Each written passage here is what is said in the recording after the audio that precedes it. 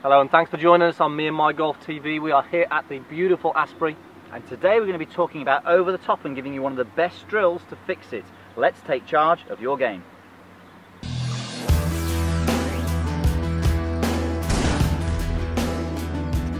Okay, so it's Monday, start of the week. Hope you all had a great weekend. Pierce, you're looking very smart today. Yes, look, wow, check these out. Pretty New threads, new t-shirts, cap. Yes, very nice. So it's nice to change for the black and Asprey white. logos on the side. Short sleeves and warm, Yeah, warm today. Sun sort of coming out, yeah.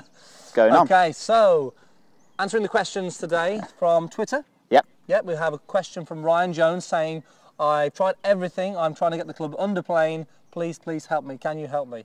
Yes, we can, Ryan. So today we're going to be talking about or showing you a way to get the club a little bit more under plane for somebody who tends to be a little bit over the top. So Ryan wants to play a draw. Yep. So he's tried lots and lots of drills, Pierce. He's struggling. Do we have a drill that's going to help him get the club under plane? Definitely. Now, I think the thing is, Andy, when someone has tried lots of things and struggled to change, it means that you're probably not trying them hard enough, if that makes sense. Not so much hard enough, you're not moving the club enough under the plane. So what we're going to do is give you possibly the best exaggeration drill that we've got to help get that club under the plane. So just very quickly, if you don't know what over the top and over the top is, from the top of the backswing, over the top is when the club swings out in front of the body, swings to the left as you go through the shot, and generally causes a slice. Could cause a pull to the left. It just causes bad shots. And it's interesting really that, again, there's lots of different ways to fix the over the top, and there's no one way. And it's really interesting when we have a student that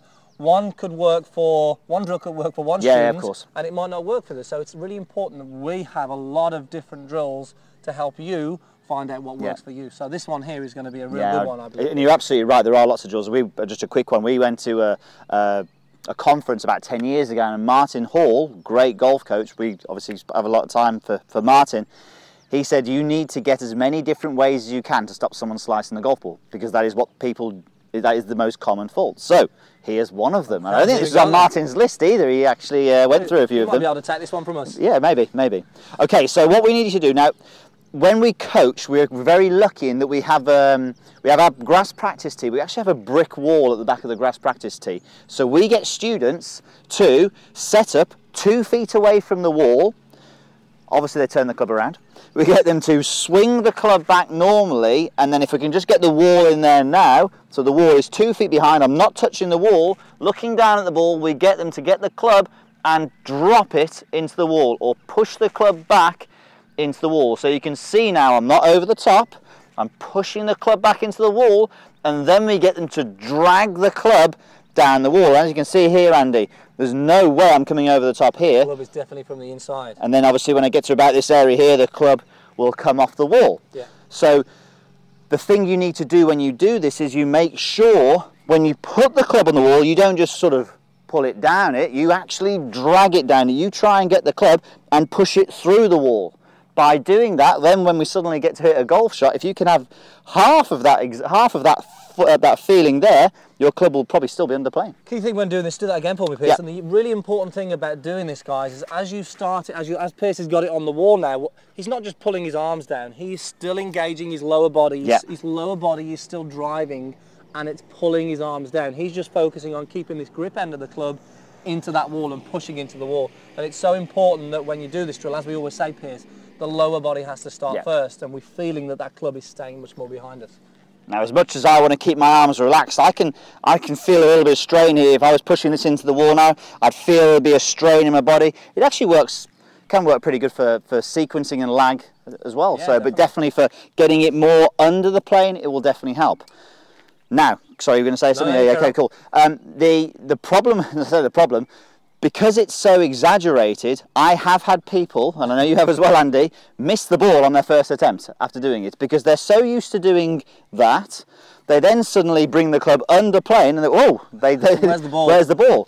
But then and this usually happens, they'll either hit, the first one will be really bad, but then the next one will be a beautiful draw. Yeah. And it's a bit of a phenomenon, but it actually does work that way. So actually let us know if you do this drill, Ryan, if you do this drill and you drag it down the wall, let us know if the second shot is a draw. So the key thing to do when doing this, Pierce, again, find yourself a wall if you can do, because it's going to give you the feeling of exactly where to position that golf club. Then move away from the wall and then get the same feeling as you just had.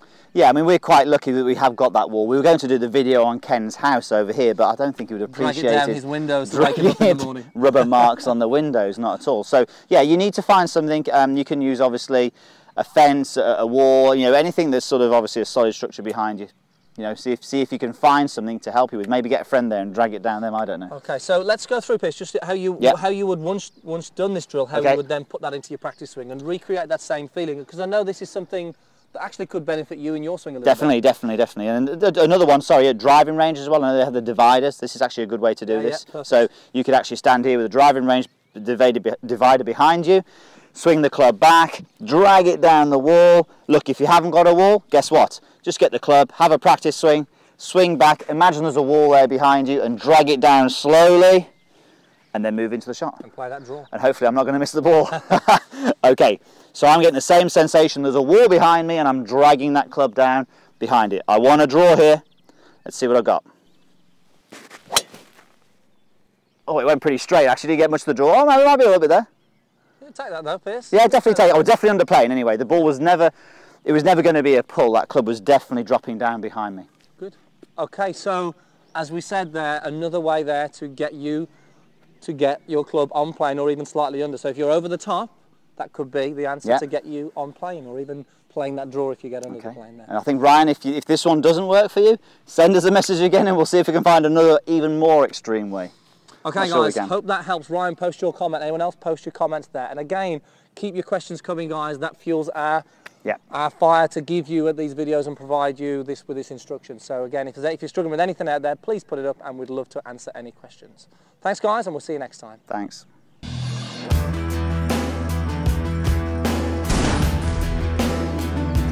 It's very simple really, the coat hanger drill. You hold the coat hanger and you've got to mess around with this depending on the coat hanger. Make sure it's not a posh one. Make sure it's a really cheap one. This has got like a velvet coating. I'm quite impressed with this.